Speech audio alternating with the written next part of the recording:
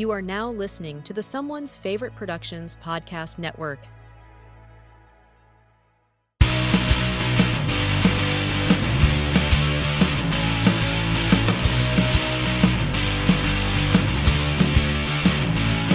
Hello there, and welcome back to The Disconnected, here for the second time with Mr. Daniel Kremer, contributor, director, filmmaker, incredible person overall. Daniel, thanks for doing this again. It's a great pleasure to be back on the show.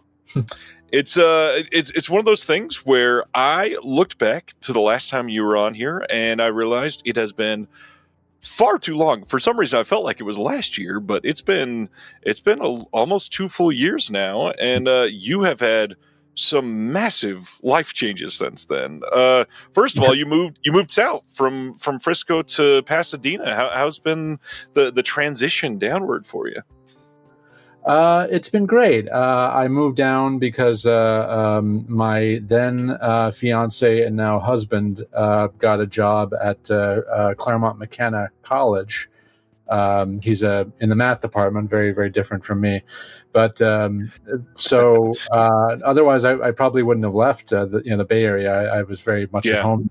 But no, being in the LA area has been great. I'm able to connect with a lot of the people that I work with on a pretty regular, normal basis, including Alan Arkish, David Del Val, Howard Berger. I see the guys that I work with on these extras and these tracks a great deal more than I used to. So that's been great. I have immediate access to the Margaret Herrick Library and a lot of the local resources and a lot of the local events. So and in Pasadena, I was very down on LA for a long time, just on an aesthetic level, on a kind of ethos level. But like Pasadena is really my speed and my husband's speed. It's a very nice little burg here. So it feels small, genuinely, compared to the rest of LA. Yeah, it's its own little kind of burg. It's its own little hamlet. So my husband and I have a great time. Just kind of like, there are endless places to eat around here. Like the restaurants are, it's a never-ending supply. Like we're like almost a year and a half or more into our time here. We're still finding places. So it's been great. It's been great. I do miss the Bay Area, but as far as being anywhere else goes, Pasadena is pretty boss. It's given you opportunities to strike up friendships, like with Mr. Elliot Gould. That's been pretty cool to watch growing with you. What happened there? Oh my Lord! I met Elliot years ago at a party that was thrown by Henry Jaglom, and I met a lot of great people at those Jaglom parties. I chatted up Diane Cannon, I remember, at one of them, and another one. I mean, Richard Benjamin and Paula Prentice would come. Monty Hellman would be there. It's like all the old Hollywood that I love was of the 70s and whatnot, where many of them were there. I wouldn't know what to do in a room of modern celebrities if I were in a room with Ryan Gosling and Emma Watson or whatever else. I wouldn't know what to say to them, but I had plenty to say to Richard Benjamin and Paula Prentice and Monty Hellman and Diane Cannon and Mary Crosby, who shot JR on Dallas, and I met all kinds of people. But Elliot was one of the people. He was a bit of and at least in those days, a prankster, and I would hang out with him and David Proval from he was Richie Aprile on The Sopranos, and David has remained a longtime friend, and we would be off in a corner, and Elliot would be pulling these little playful pranks on people at the party, and I'd kept his number for years. I never called it. I ran into him again at the Karen Black Memorial, and then we caught up briefly there. Then when they were doing the Capricorn 1 set at Imprint, I was like, oh, I don't have to go through the agents and the managers, which can be a real pain in the tush. So I could just call them, and we had a series of phone conversations about doing not just an interview for Capricorn 1, but for two other, A Bridge Too Far, which did come out and was properly released. on the 4K package from Imprint, I believe, and then there's one more coming. So it was a 3-part interview on 3 different titles, and so I called him as like, so where, Elliot, very very, it's a proper interesting way of a pattern of speech. He goes, well, where would you want to shoot this? And I was like, well, we could do it at your place. It's like, oh, I can't do it there. I was like, well, we can come to you. I can bring you to my place. And it's like, oh, is that possible? I would love to do that. I was like, okay, well, I can pick you up. I was like, yes, I'll give you my address.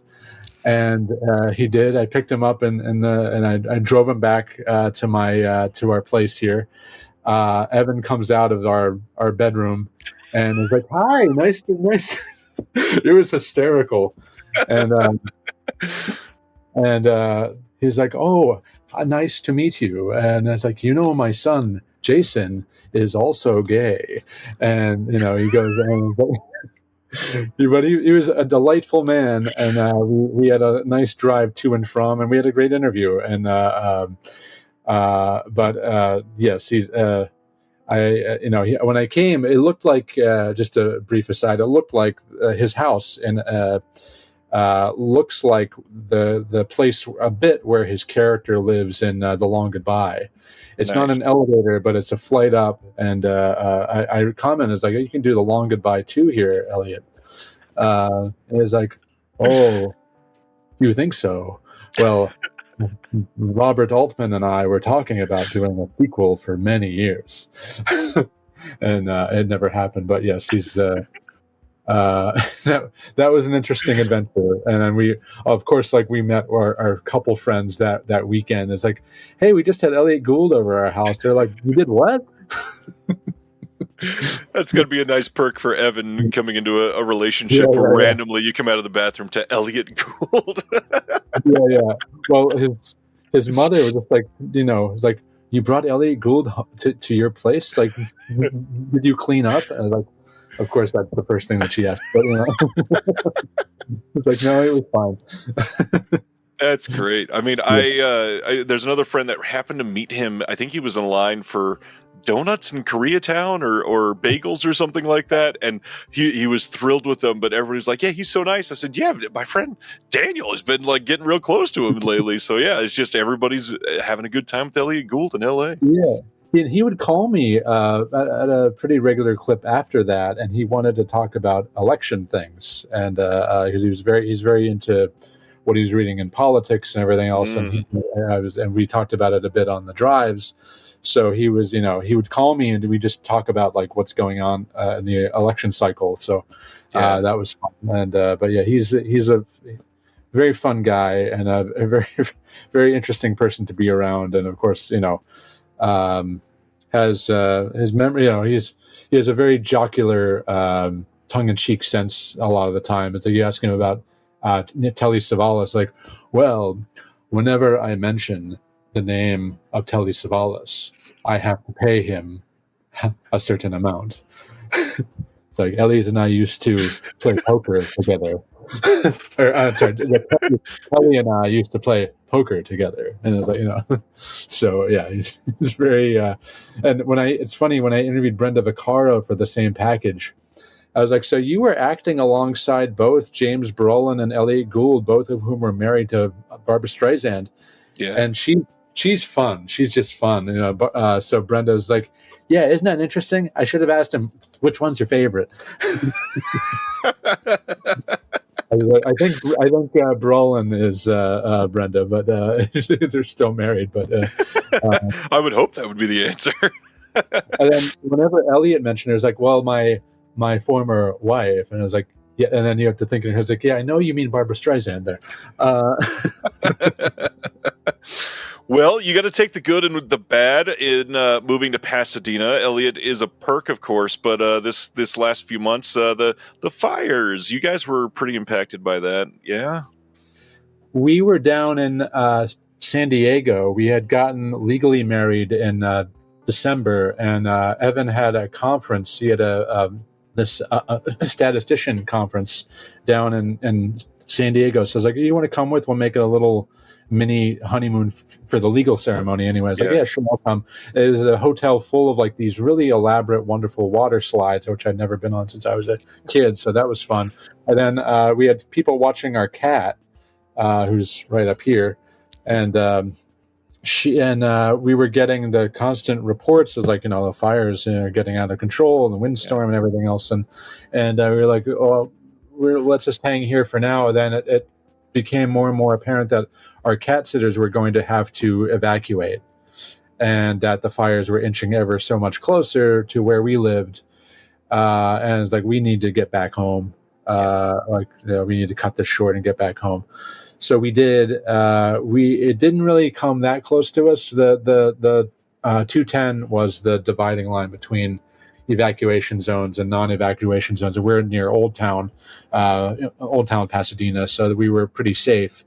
But it was pretty unsettling and disconcerting watching all that unfold and calling friends and making sure they were okay. And we knew quite a few people who were evacuated. And my husband's carpool to college, he has a college carpool.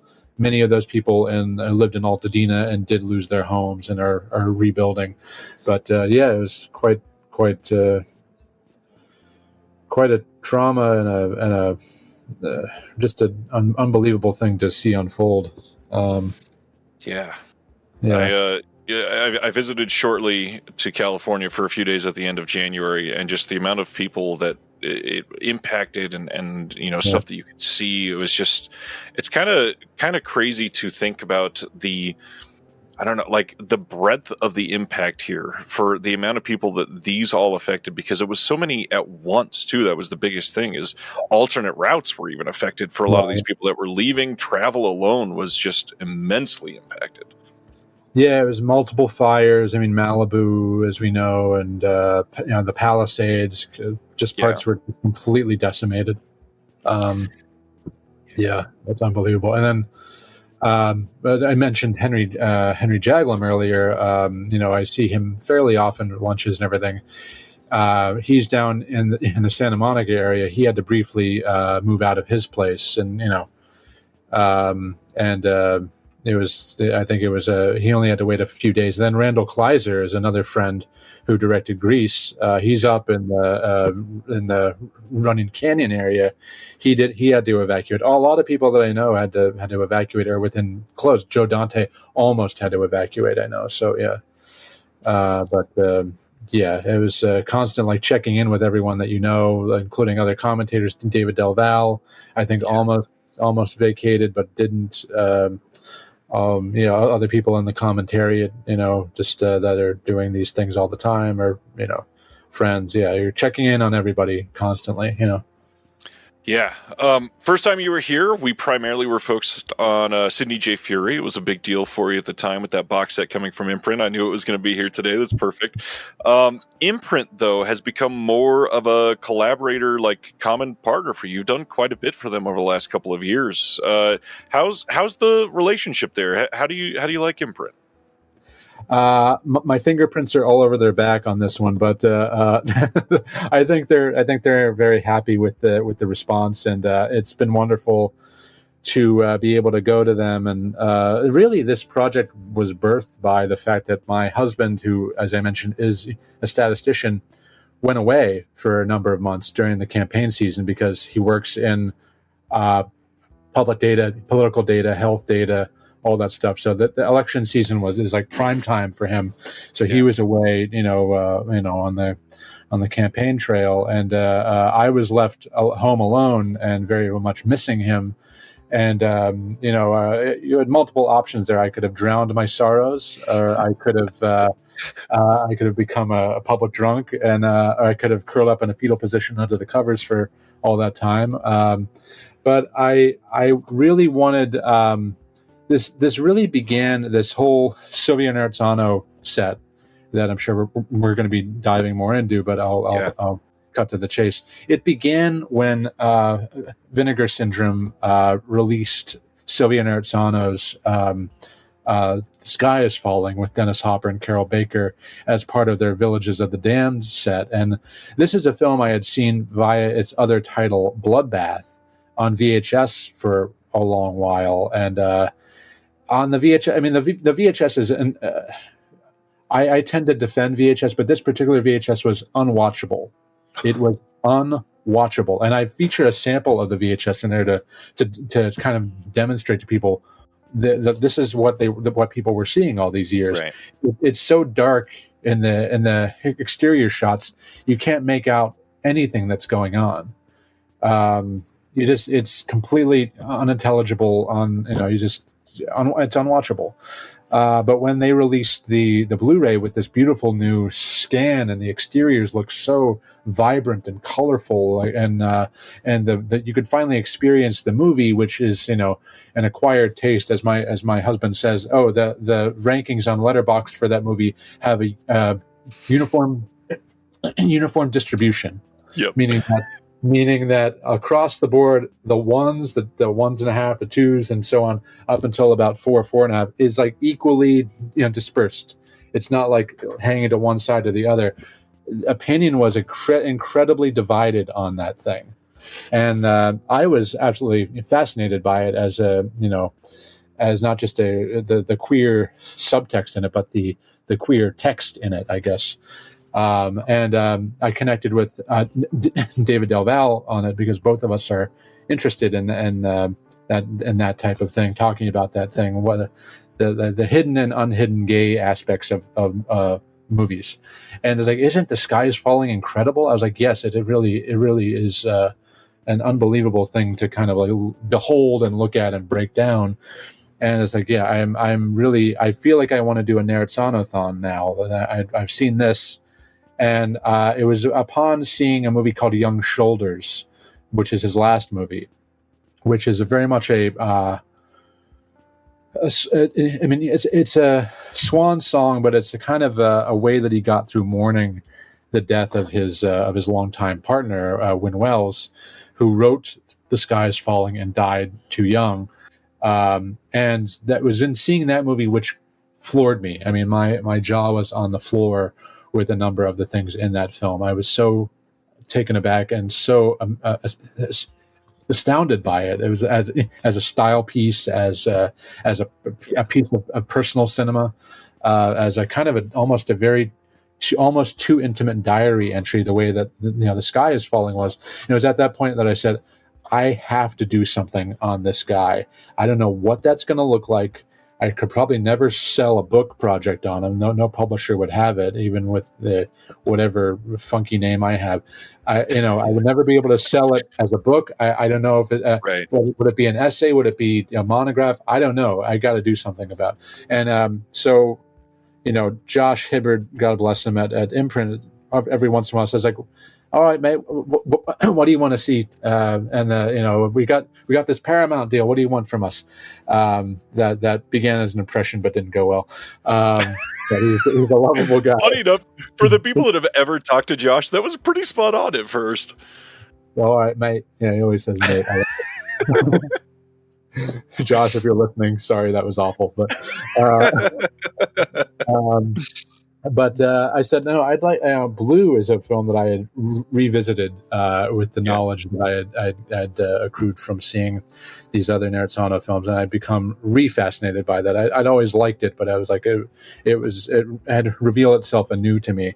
And I was like, oh, if you can get Blue with Fade In, the movie that was shot on the back of Blue on the set and everything, that would be an amazing set, and I could do something about Narizzano for that. And it's like, all right, sounds good. He put it on the list. And then, so when Evan, my husband, went off, I was like, rather than wait for the green light, what I could basically sublimate my grief and my whatever into making something a little more ambitious and a little more all-encompassing.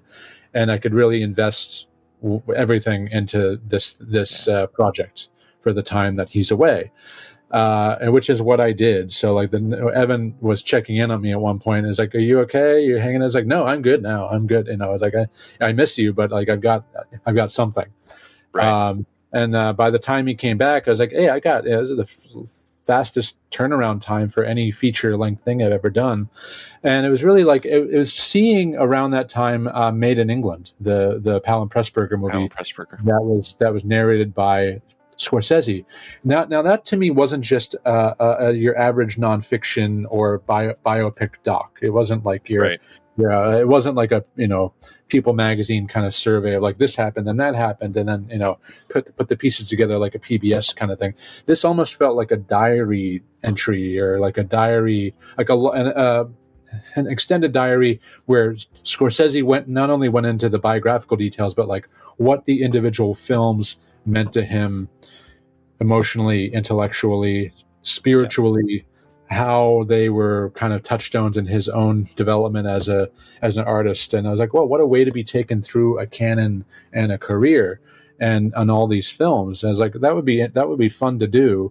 I was like, maybe I'll do that for Narizzano, but I'll pace my commentary and then I'll invite other people to come, because I had written in one point like David Del Valle, film historian David Del Valle, in my narration, I said like David Del Valle says this, that, and the other thing. I was like, well, why don't I just go down to David and interview him and to get him on camera, and that would be so much better. And then I was like, okay, this is integrating well to my very kind of deep into the weeds narration. Why don't I try to get other people?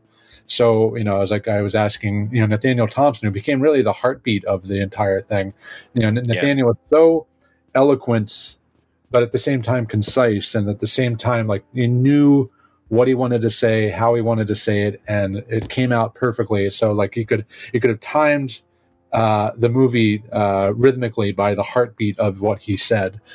So that was very helpful. And then I just continued finding people who were willing to speak about this filmmaker that most cinephiles didn't know about. There's a wonderful guy who runs a blog, Ken Anderson.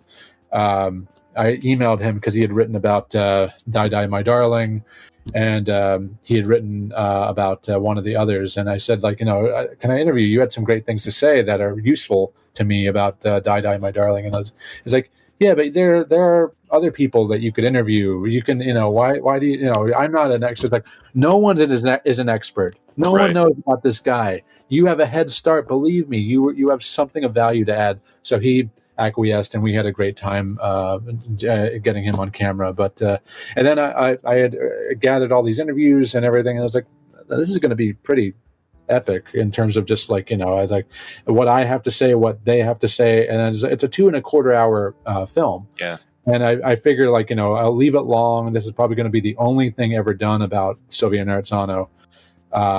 It got good notice. It got good feedback from some important people. Patrick McGilligan, who was the editor of the book series, had written formative texts on Hitchcock and Cukor and Eastwood, and all these folks gave it a wonderful write-up. And Nat Sigaloff, my dear friend, gave it also some great feedback. And Tim Lucas, Alonso Duralde, and by the time they were all praising, I was like, yeah, I'm just going to leave it. It's 2.25 hours. It'll be the definitive text on Narizzano, and that's the way it'll be. And I'm sure people will get into it once they're there. That they'll balk at the initial runtime, but then they'll probably nestle into it the more that they watch on. So that's how the movie was born. And then, of course, the ending dedication is to Evan. This movie wouldn't have existed without you, which is very true, because I wouldn't have completely dove in and drowned myself in the thrill of making this big, lumbering, ambitious documentary if he hadn't gone away. So, and of course, there's a very tender element of the story, which involves Silvio losing his partner, his life partner, Win Wells, mourning him, and then basically giving up filmmaking, giving up basically chucking it all because he couldn't function, and was in psych wards for depression, and was at a Buddhist retreat for a while, was at a Christian retreat for a while. He just was figuring out ways to cope with being left there by his partner. So there's a tender aspect to the story as well, and how basically Silvio was constantly trying to come to terms with who he was, and choosing between, because he was married to a woman at one point, and it was around the time that he made Blue that he was basically choosing to live out loud for who he was. And that movie definitely is very personal and reflective of that. It's about a man who doesn't fit in to either culture, really having to choose to live on his own terms and not really succeeding in doing so. But you have, the Terrence Stamp character who, as Daniel Thompson says, is like a Greek god who is dropped into this environment and doesn't quite fit in anywhere. The accent, being part of that. And to me, he's almost like an alien who fell to Earth. And in some regard, he's not at home with these banditos. The opening scene is him kissing the man that he kills on the lips. He lifts him up on his horse, kisses him square on the lips, drops him, and then shoots him. And then they go back to the hacienda to celebrate their heist or whatever. And the woman who is about to be, another one of the banditos about to have his way with this woman, and the woman says, "Blue Azul will kiss the lips of the man, but he will not kiss the lips of Inez." And like Terrence Stamp does not say anything. He doesn't say a word for like 45 minutes. Yeah. Then finally he takes up with this settler family. The white settler family returns to his own ethnic group, I guess, to a certain extent, and he doesn't fit in there either. And he, like Joanna Pettit, when they're about to get hot and heavy, and they're about to consummate their budding romance, in the heat of passion, he leaves. He gets up and leaves.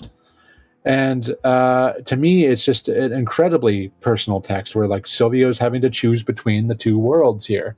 Like, where do I go? How do I live? And I was like, wow, this is an incredibly personal film. And it was his favorite of all the films he made.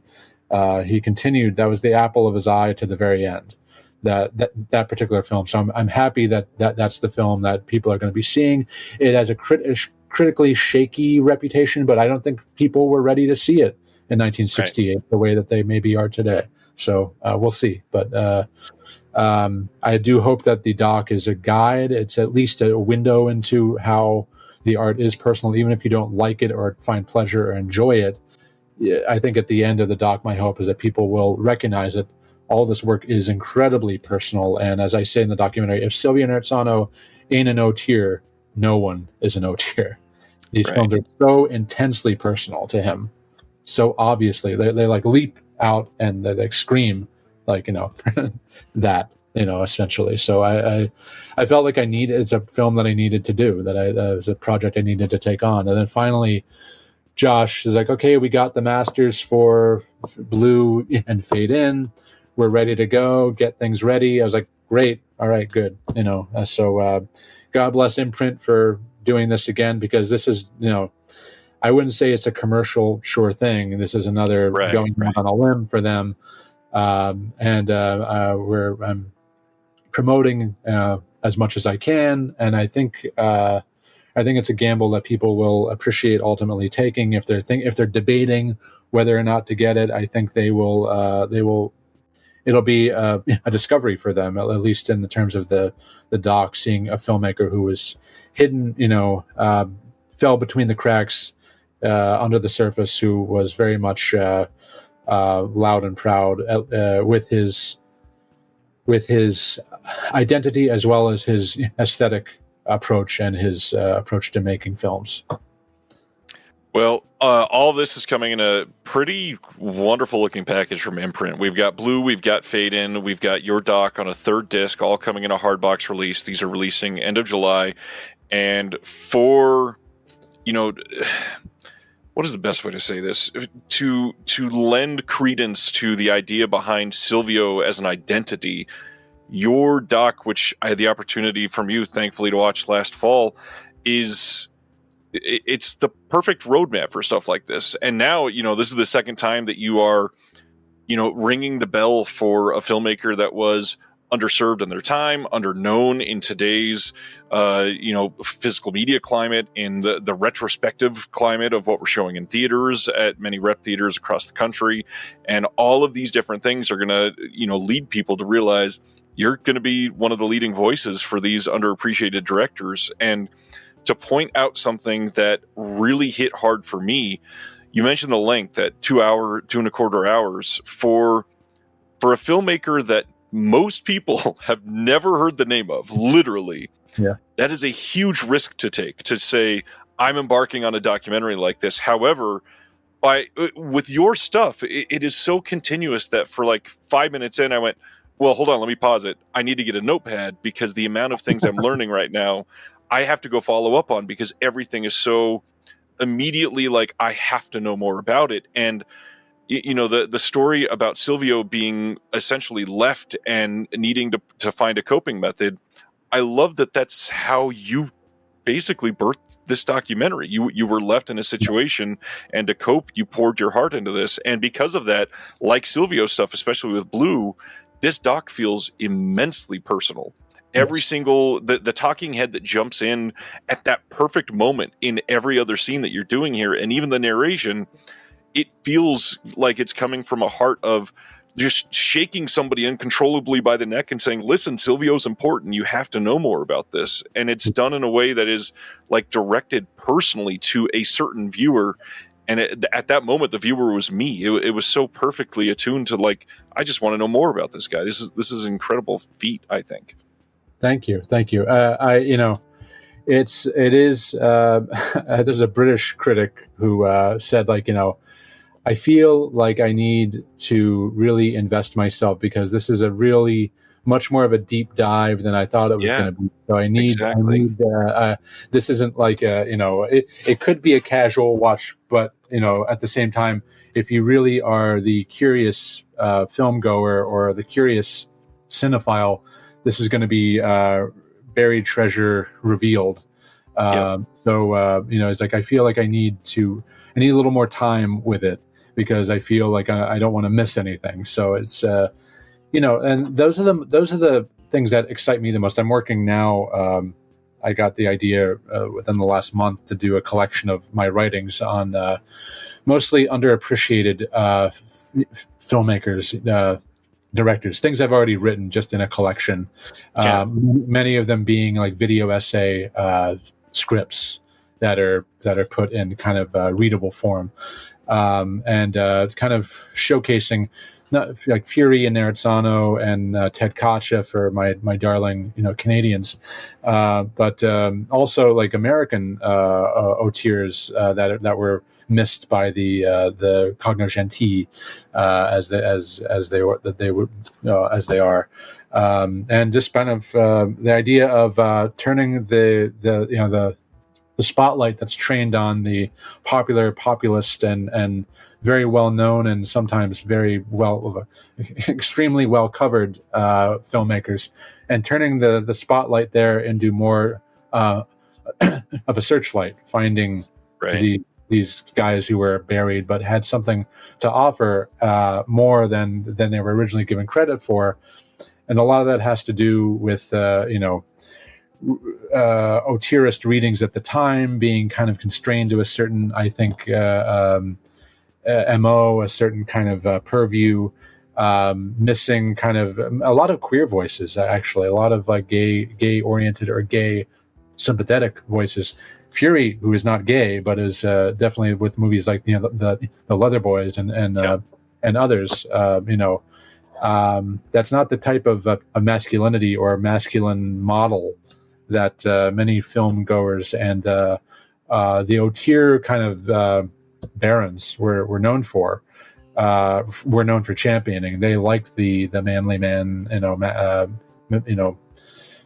John Wayne was their model for the manly man. So whereas like a more feminine Western hero or a more kind of ambiguous Western hero like Blue, like the Terrence Stamp character in that film, with that and amid a glut of fire hose of Westerns.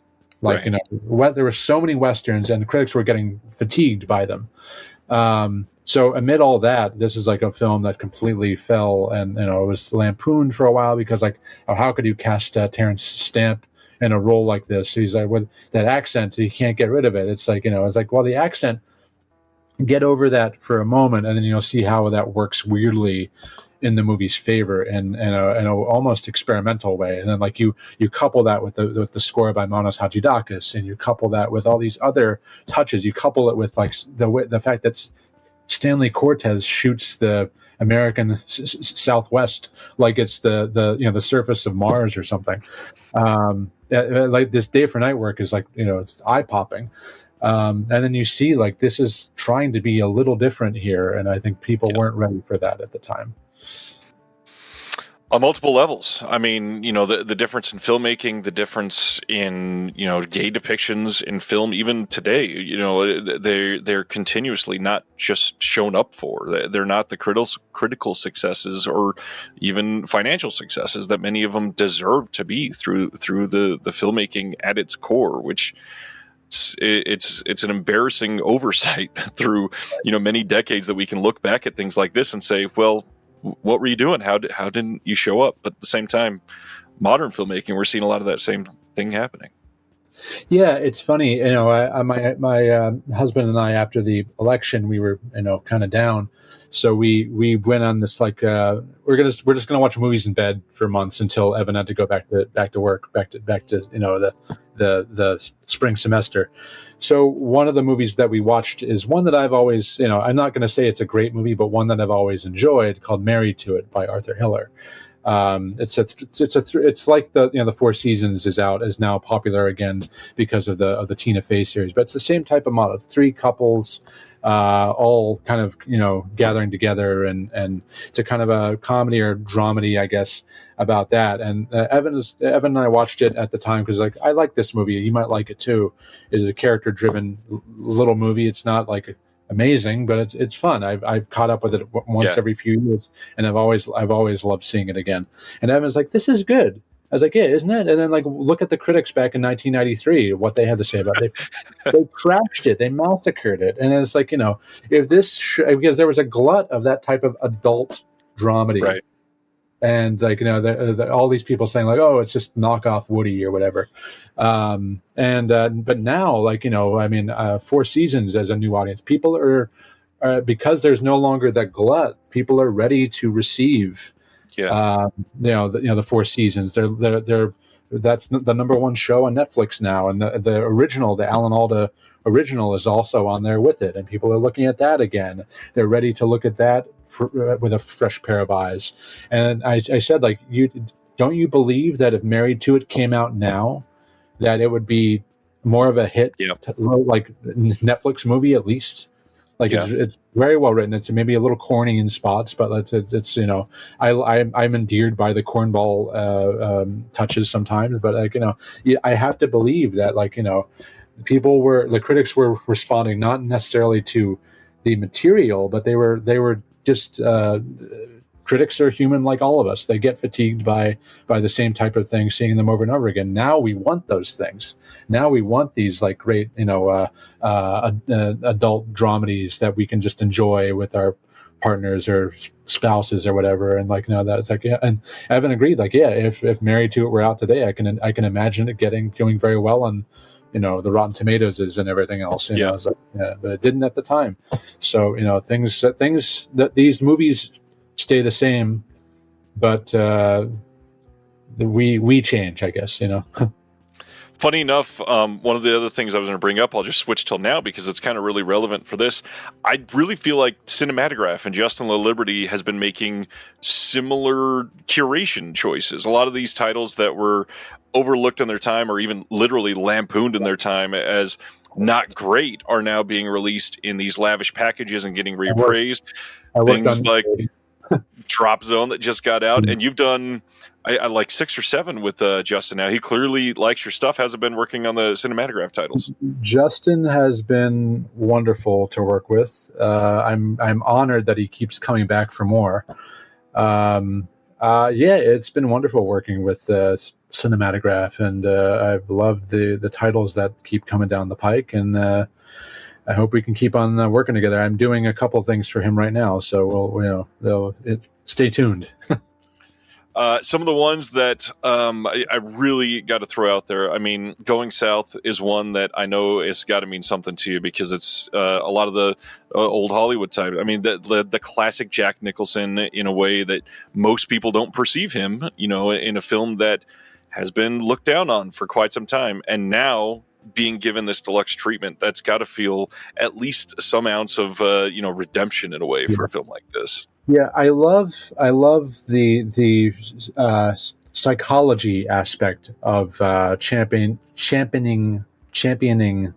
unknown auteurs. Like with Drop Zone, Justin got to me and said, like, can you make a video essay just on the career and the films overall of John Badham? I said, yeah, I like John Badham's movies. I was like, I wonder if I can find a through line. And like immediately upon looking at them closely and reading, I read a review of Drop Zone, Lisa Schwartzbaum, I think, who said that John Badham is a subculture specialist. I was like, oh, that's interesting. Like that's an angle. Yeah, I can see that. And then like the more I got, like, wait, the dark charismatic is a trope as well. Like Tony Manero is charismatic, but he's kind of a messed up guy with a real big dark side. And what about whose life is it anyway? This charismatic guy who cannot move his arms and legs. He's a quadriplegic, and he captivates this hospital staff, and they love him. But underneath it all, he wants to die, and he wants to And War Games, like David Lightman, the Matthew Broderick character, is this class clown, charismatic guy who who is admired, I think, by Ali Sheedy and her horde in the classroom, and he seems very much the master of his domain on his shit. And you realize that there's a dark side to him as well. It's like, yeah, he's really attracted. And then Hardway, the James Woods character, it's like, wow, he's attracted to dark charismatics.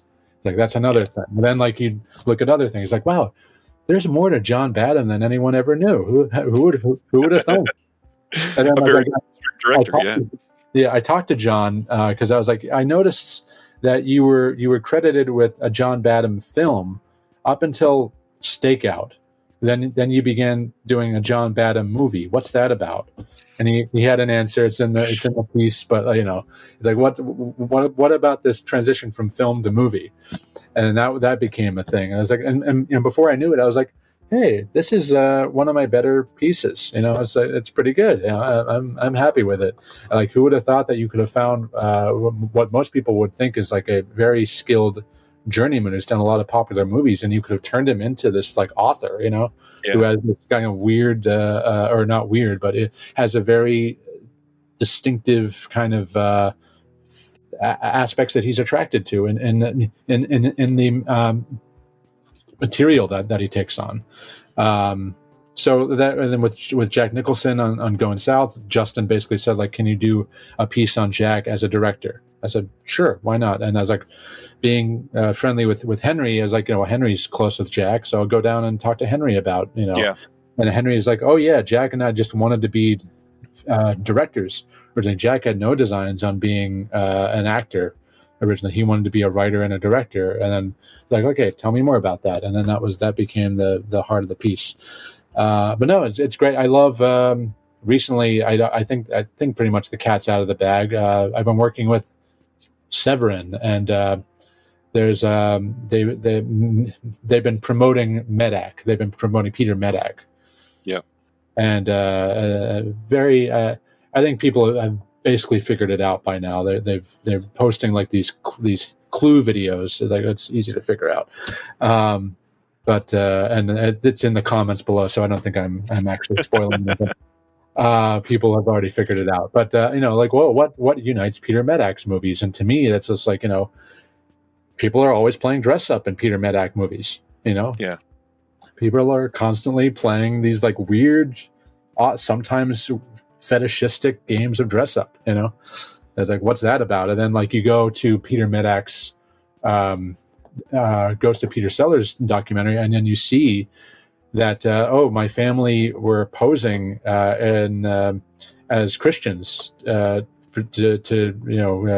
protect ourselves from the Nazis, and I was constantly having to play a game of make believe. I was like, that explains a great deal about why you're like, the day and the death of Joe Egg is like, playing games, posing as other things, like playing the incapacitated vegetable daughter, voicing her, playing all kinds of like the unmistakable the ruling class.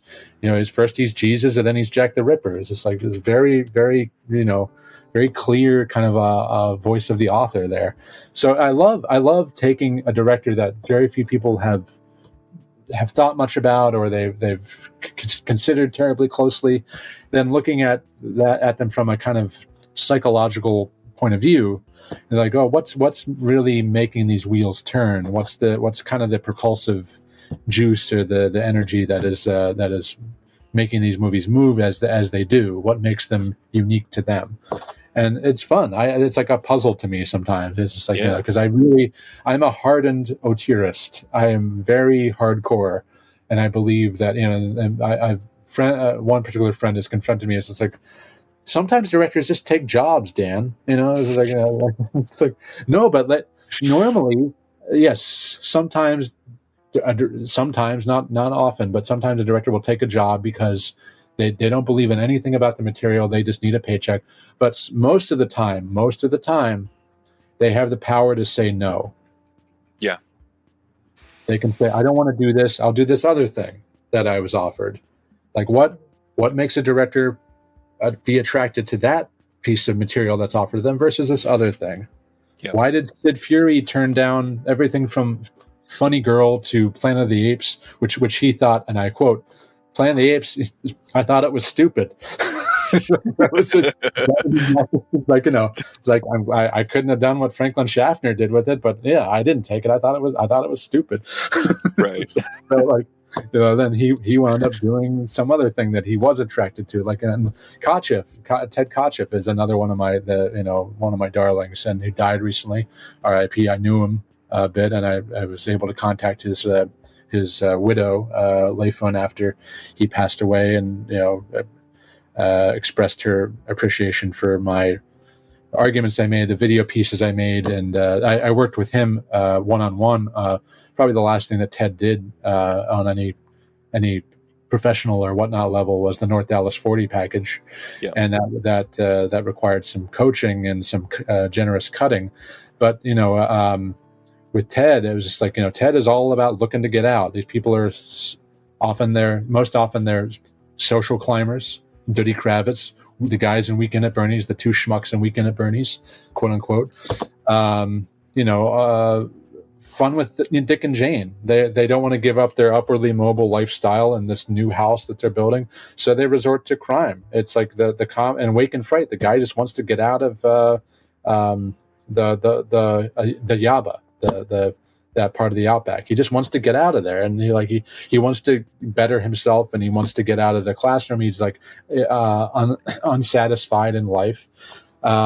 No, and North Dallas 40, Nick Nolte wants to get out of, he feels taken advantage of by the powers that be in the NFL. So like there's something that very clear that connects all of Ted Kotcheff's movies. These are all characters.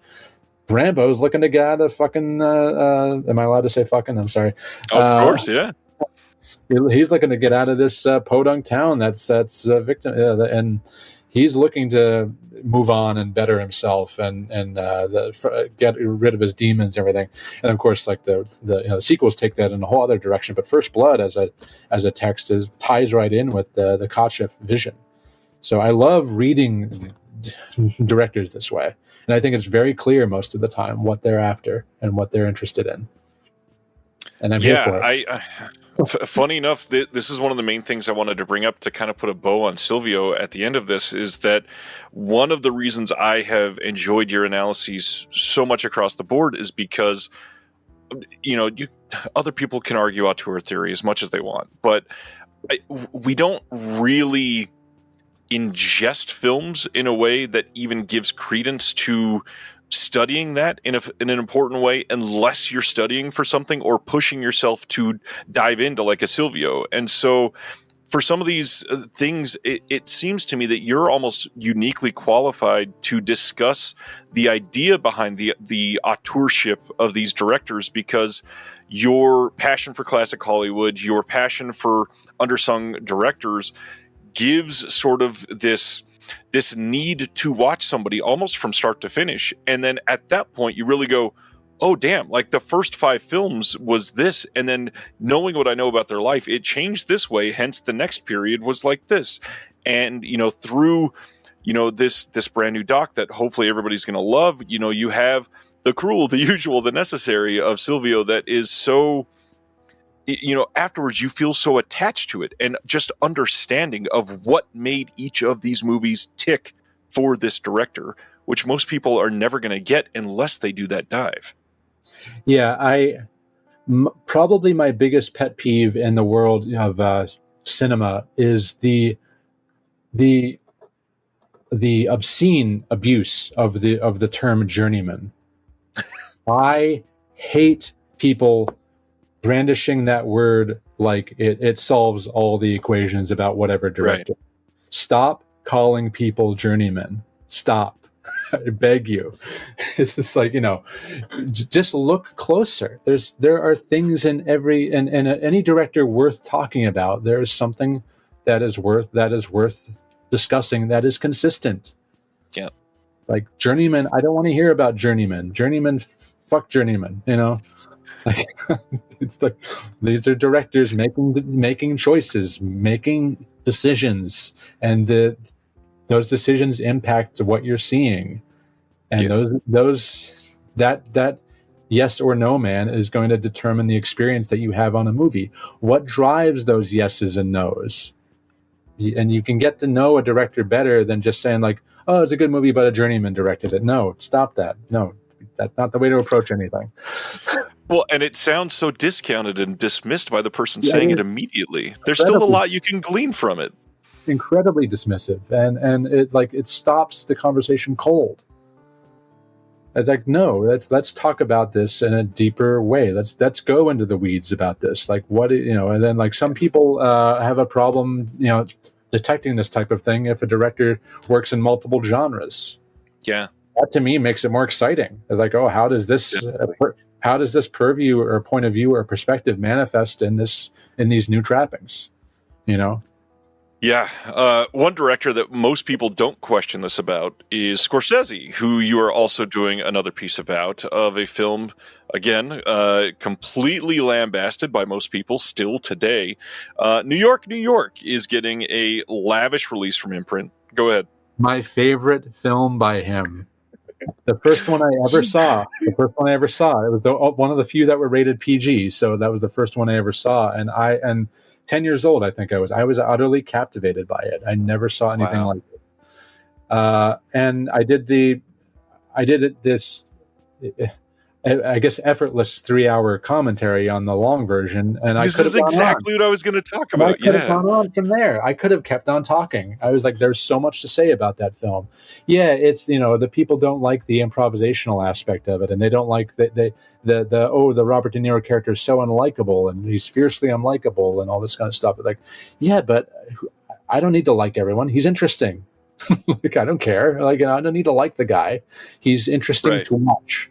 And there's the scene. I love the scene where it's all done musically. It's all when they're at the club right before the big fight, right before like the big knockdown, drag out fight in the car. He's up there playing sax at the club. She's just gotten her big like record deal and everything, and she's pregnant and everything. And she's making her way up to the stage where he's playing, and he's really surly and he's really kind of grim. And she points like as if to say, "Do you want me to sing? Do you want me to join you?" And she takes it for granted. She is about to get up onto the stage, and Robert De Niro gets up and he changes the tune into this erratic like dun dun dun dun, and like it's like, oh well, that invite is crushed now. She's got it. Right. She's embarrassed. It's like this fake little bow, like to be like, oh well, my mistake, and she's embarrassed. You see it, and then like she begins to dance with all these other men on the floor, and like you see him losing his shit, but he's playing the sax so intensely he's about to bust. He's about to like completely lose his mind, and it's all done without a word of dialogue before the argument, where they have it out. But it's such things like that. Things like putting the improvisational thing. I work with improvisation a great deal in my fiction films. I do it with. I always like to think what Joe Dante says about developing an editor's brain, where like when you're directing, if you're in improv in particular, like, I know that'll cut against that other thing that I got a couple takes ago. Right. And I'm not going to like wallow in improv can be very messy if you don't know what you're doing, and it can be very tedious. But if you can think like, oh wait, that I know I can cut that against that and everything. So like the improv to me is like putting that looseness in front of the artifice of the Boris Levin sets. That was like a venture into cinema to me when I was 10. That was very formative. So I love that film. It's still my favorite Scorsese films. Yes, I love Goodfellas. Yes, I love King of Comedy. Yes, I love all these other beloved films by him. But there's a very special place in my heart for New York, New York. And, I post these announcements of upcoming physical media releases, and I get a kick out of some of the comments sometimes. But the amount of people that on this film in particular are saying things like, it's unwatchable. I saw them, makes no sense to me. Yeah, it's a Scorsese movie. The worst Scorsese is, even then, and I'm not saying this is, but the worst Scorsese is what most other filmmakers would strive to achieve. Yeah. Yeah, I mean, I like the more feminine films of Scorsese, because I think the film tends to favor Liza, but I love Alice Doesn't Live Here Anymore for that reason. I love when he gets a little away from kind of mafia land. Those films are great. Don't get me wrong, but I tend to really nestle into the films that and get this warm soap and water feeling when I watch those other. The alter Scorsese, I guess you might even call it, and New York, New York in particular, because that's musical land. It's like MGM, the MGM musical homage, including the detour sequence, the happy endings, the musical detour, the showstopper, which I did a whole piece on for the upcoming package. The history of those, from American in Paris has the big American in Paris ballet, the Singing in the Rain has Broadway Melody, which basically these sequences basically stop the movie cold, right? And you're watching basically what is a mini movie, but in most cases, those mini movies reflect the broader movie in some way. It holds up almost like a funhouse mirror to the broader movie. Yeah. You mentioned the almost 3-hour commentary. As somebody that the last time we talked, I had not done any disc features. Now I had my hand in some. I am so intimidated by the fact that a 3-hour solo commentary is, a daunting thing out there. How do you do this? I've done a few big 3-hour ones all by myself. I did Voyage of the Damned, the long version that I supplied. I did that one because that was just like, there was some hesitation about including that because of the 1979 tape quality, because that was a very antique, ancient tape. And I was like, well, I'll do a track for it. It'll be fine. I'll do a track for it. And hell, like if I got a long lost extended cut of a movie in whatever shape, I'd be very interested in seeing it if I liked the movie enough. But no, normally it's just like, you can break down if the movie's good. I did one for Fatal Vision, which is I think 192 minutes for Kino. I'm just obsessed with that particular true crime case, so that made it very easy. I'm like I was really like an obsessive about the Jeffrey McDonald murder case so I just went on that. That was no challenge.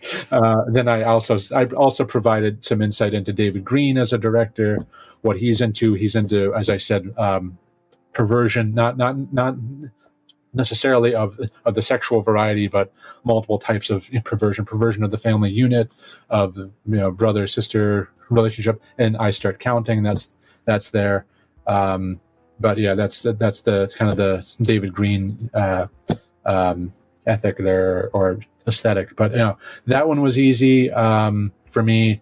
Voyage of the Damned, you get into the history of that particular of the St. Louis and the Jews on that boat, and that whole affair, which is very shameful in the American history and the broader world history, that we turned them away.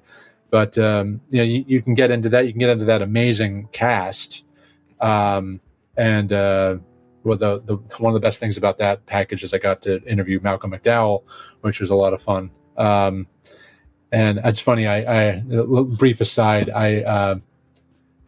Malcolm is, as you would expect him to be in life, he is in movies. So at least in my experience with him, but he told the Faye Dunaway, he was like, it was a downtime. I would take some fruit and juggle it behind Faye Dunaway's back, and everyone would laugh, and she'd turn around and she goes, "What were you doing?"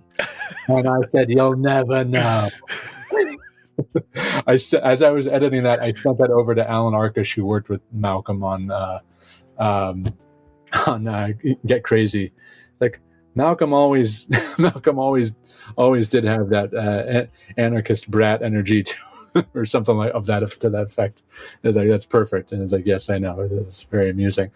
But Voyage of the Damned was easy to talk about, and New York, I could have gone on. It's just there's right. Just between the use of color in the film, which are often blazing, the sets, that Up Club set with all the neon, it's a marvel to me. It's and the way that Laszlo Kovacs lit the faces, not just with the neon, but with this kind of amber glow. It's just like it's eye-popping, amazing stuff.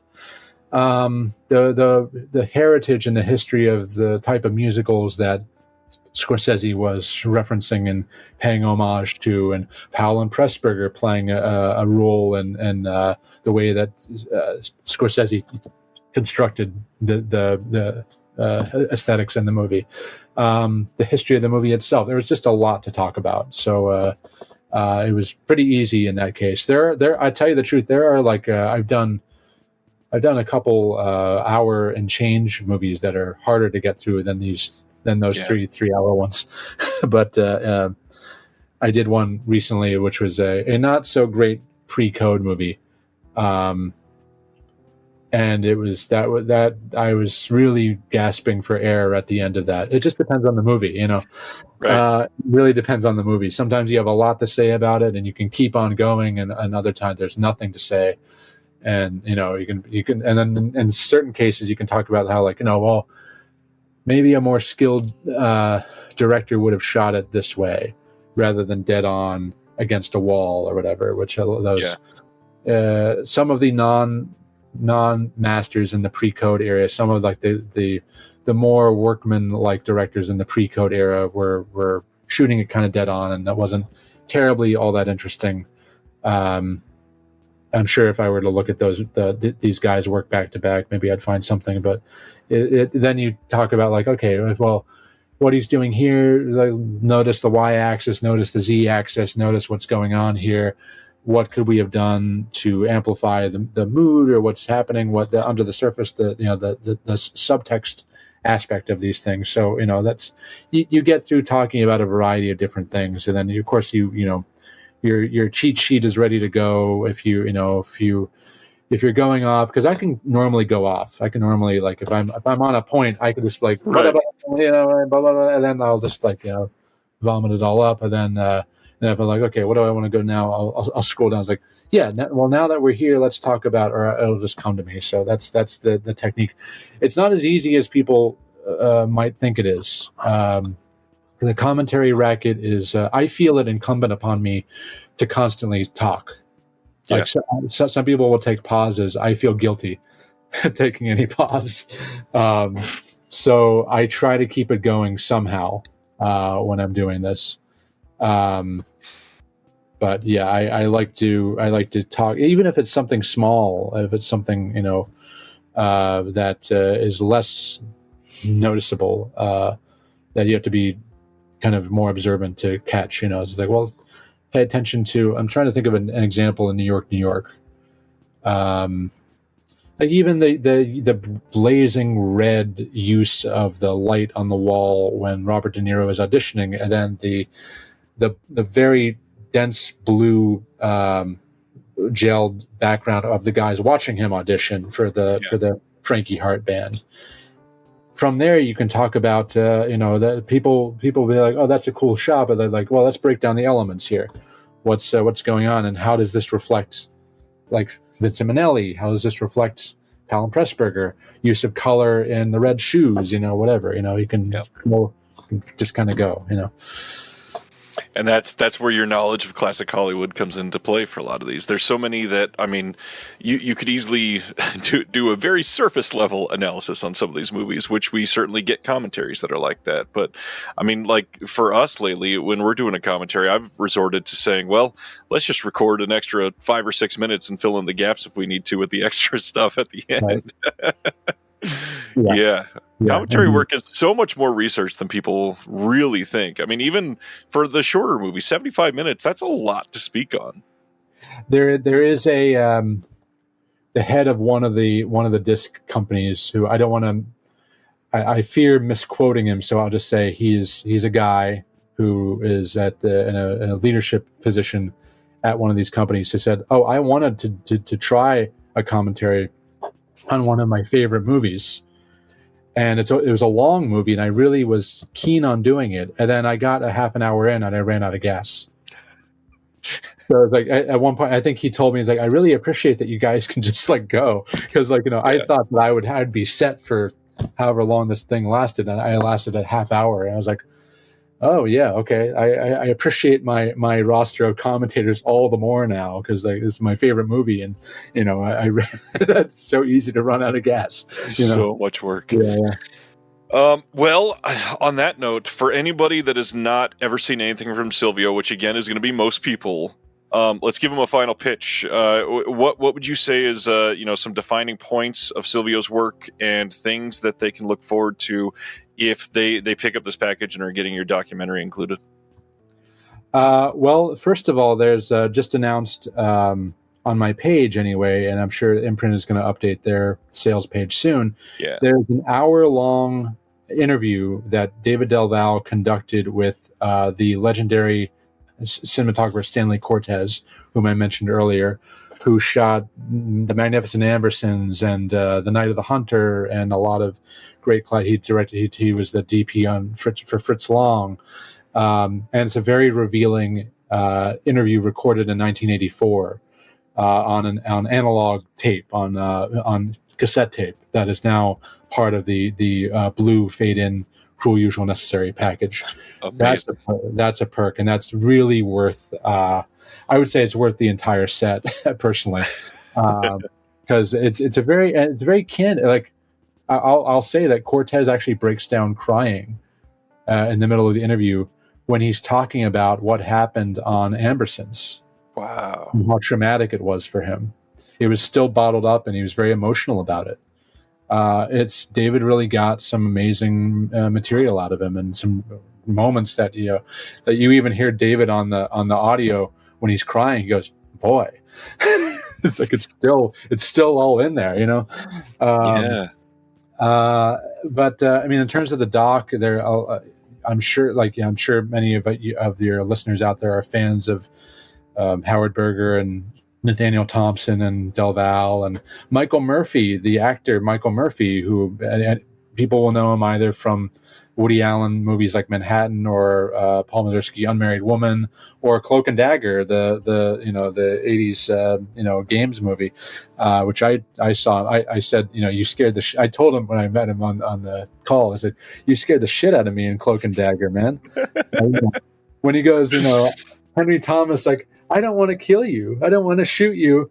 And Michael Murphy with this deranged look in his eyes, like, "But I want to shoot you." Stupid 13-year-old kid. I'm like, you scared the shit out of me, man. It's not traumatizing at all. He's interviewed because he worked with Silvio on the Class of Miss McMichael, where he was opposite Glenda Jackson, and Michael Murphy doesn't look like he's aged a day. He jumped on. I wasn't. He lives in Maine, I believe now. That had to be a Zoom interview, but he jumped on the call and he was like raring to go, smiling. Looked like he was like just Dorian Gray, And I was like, "Hey, nice to see you." And he's like, he's animated, told some great stories, and that was there. So the extended interview with him is on there, but all the extended interviews are a lot of fun. Paul Lynch, who directed Prom Night, is on there in an extended interview, and in the movie itself, of course. There are a couple deleted sequences which I included, which for no other reason than they didn't quite fit into the broader movie, but I think are interesting little bits that I think will enhance people's appreciation. Peter Medak, actually, when I was working with Peter recently through all the Severance stuff, I got him to pay a special tribute to Silvio, and it's very warm. It's Silvio. The mention of his name, Silvio, wonderful man, wonderful director, and showed us a picture of him with Silvio, and it was a very nice short little tribute that Peter Medak gave to Silvio Narizzano is in there, and thank you to David Greger for allowing me to repurpose that.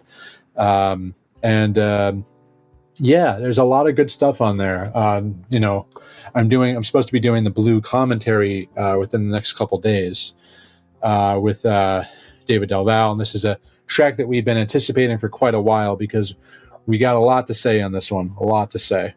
Yeah.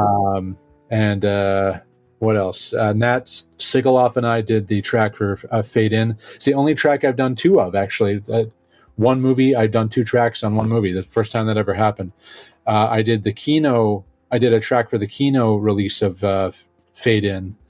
And that one was fine, but with Nat on there, Nat was around the Paramount and the Paramount publicity team. And it's like, I remember seeing Fade In on the roster, and then it just vanished. And he knew Mark Crowley, who wrote The Boys in the Band play, but also wrote early drafts of Fade In and everything. And so he has got there's more of an insider's dimension to this new commentary that I recorded with Nat that is very worth a listen.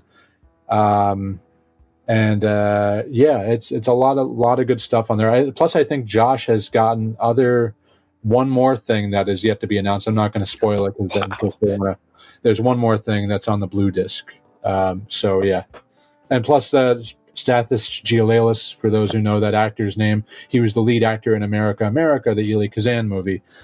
He's in Blue, and I was able to interview him on the phone. Stathis doesn't use he doesn't use I was going to say Vimeo. He doesn't use Zoom, and he doesn't, he's very kind of a Luddite, but there's a phone interview with him that is very worth listening to, talking about the goings on the set and everything. And I'm heartened. I saw a couple comments by people saying, like, I was waiting to pull the trigger on the Kino edition of Fade In, and no, not to talk down to that release. It's a great release with another very good commentary, but that this person in the comments said, like, Blue with Fade In makes a whole hell of a lot more sense. And it's a package. Yeah. And it's a package, and you can send, because you'll be watching, Fade In, and then you'll wonder, like, what the hell is Ricardo Montalban doing in this thing? Right. Like, oh, what the hell is Terrence Stamp doing here? Like, and then he's in one scene, and then that you don't see him really for the rest of the movie. And it's like, you don't understand Fade In as well unless you have the context of Blue. I think, anyway. I think most people think so. It's nice to say, like, okay, we can watch Blue, and then you can watch the movie that was made on the back of Blue, and you see, like, how they shared, sets, and they were cavorting around each other and weaving in and out of each other and everything. And then you could see how one movie complements another, how they're companion films, and then you see that Sylvia produced Blue with Judd Bernard, and how this was a big big high concept thing, that they were trying to do, and it didn't quite work out the way they wanted it to. But yeah, it's the whole package. I think is going to be, as a cohesive whole, I think it's going to be very pleasing to film people, and just to see everything all together, see these two movies that are meant to be paired together next to this doc, I think is going to be very nice.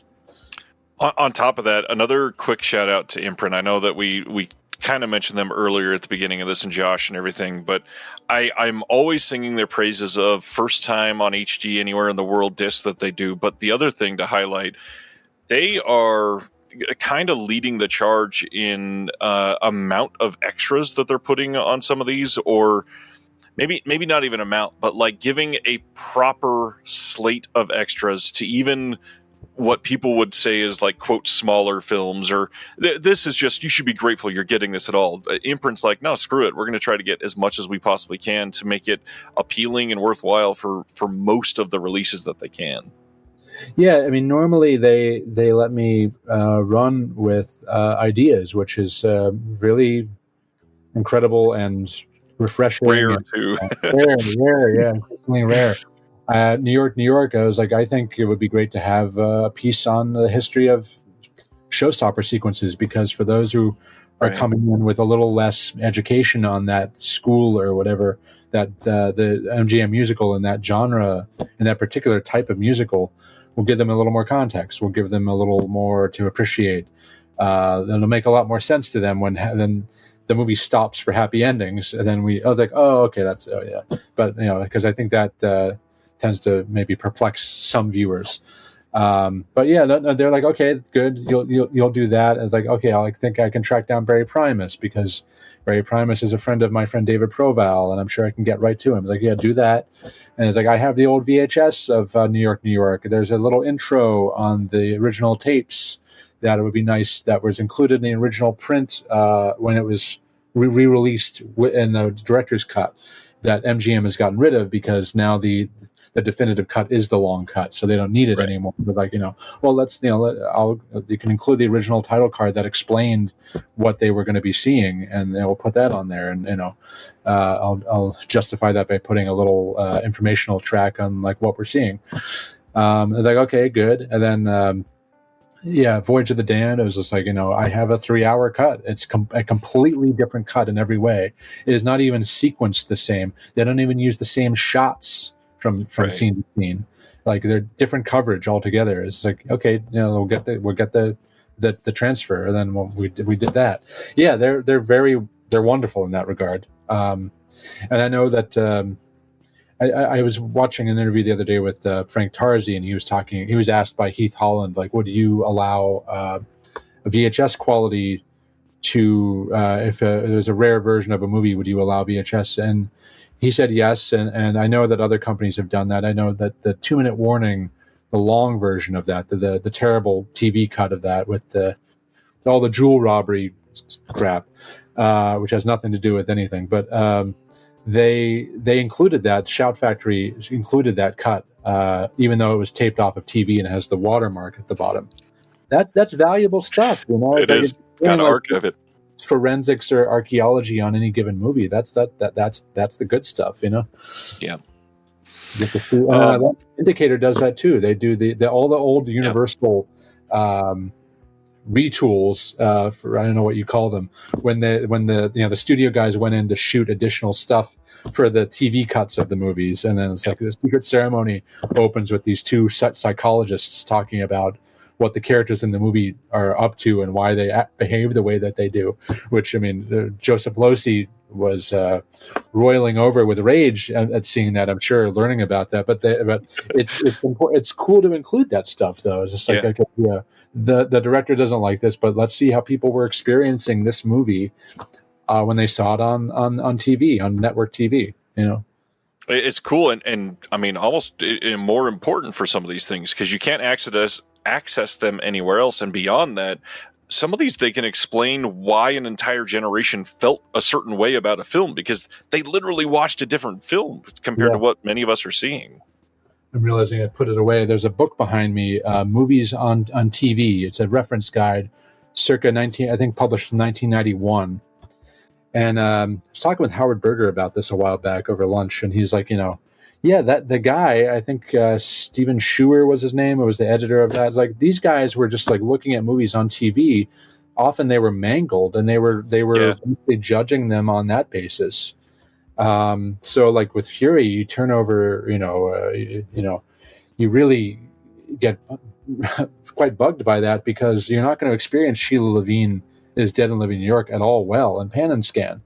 You're going to lose a lot of information, By the way, for those who are curious about Mr. Fury, I did have a half-hour conversation with him just 2 days ago, and he's hanging in there, and he's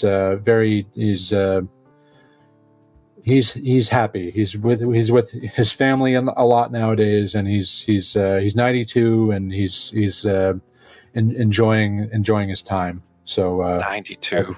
It was nice to hear him, and just like it had been a while since I had that long of a conversation with him, and it was very lovely. It was very lovely. But anyway, I wanted to tell people he's hanging in there. He's doing well. Well, if I remember right, too, I think you kind of teased that there was more Fury coming up in the next year or so, probably some more releases. Is that right? This month, there's a set that I can't announce that's coming. That's going to be announced in the 20s, in the May 20-something or other. That is Fury oriented. So nice. Yeah, so I worked on that. That'll be. I can't mention the company, but it's. I will say it is a UK company. So, okay. From that, what you will. But yeah, that's coming up very soon. Yeah, so that's one of a number of things that are coming up. A lot of May announcements for me for a lot of things I've been working on. Yeah, kind of waiting for them to come along. The Blue and Fade In was the big one. Well, to see that the same month with New York is that you got a lot happening right now. No, it has never been busier. I swear, it has never been busier. I've carved out a weird little cottage industry doing this type of stuff, and I'm grateful, and I'm lucky in many ways. But yeah, it's never been busier. I don't know what's in the air, but I'm grateful to it. I love it, But yeah, cinema is alive, I guess, and at least among this little collector sphere that we're part of. Well, I'm lucky to have been able to speak to you about it. So thanks for your time, sir. I hope that everybody else is feeling like cinema is alive as well. Yep.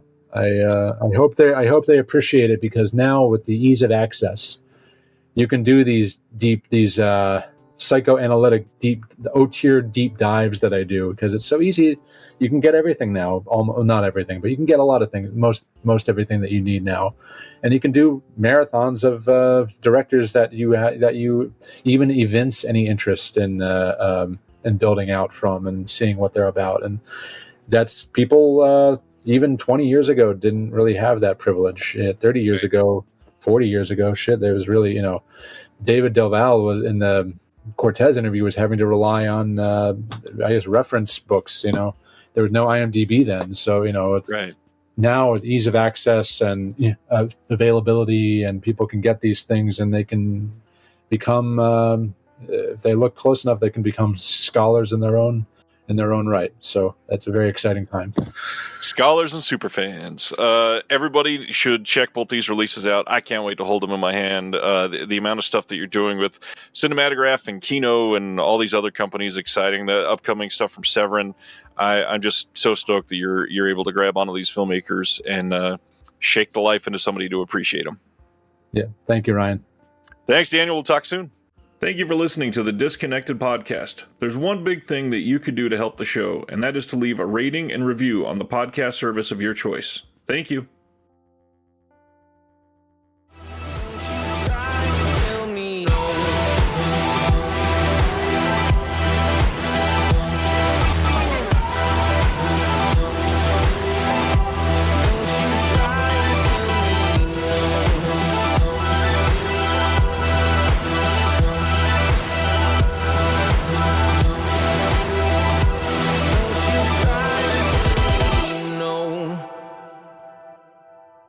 Hello! This is Matt and Emily from Scarecrow Video in Seattle, Washington.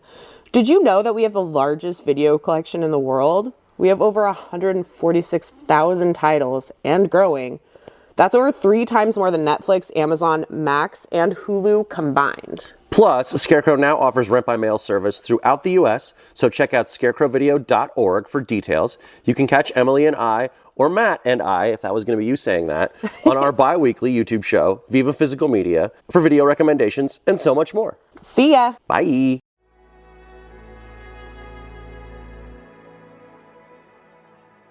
Thank you for listening. To hear more shows from the Someone's Favorite Productions podcast network, please select the link in the description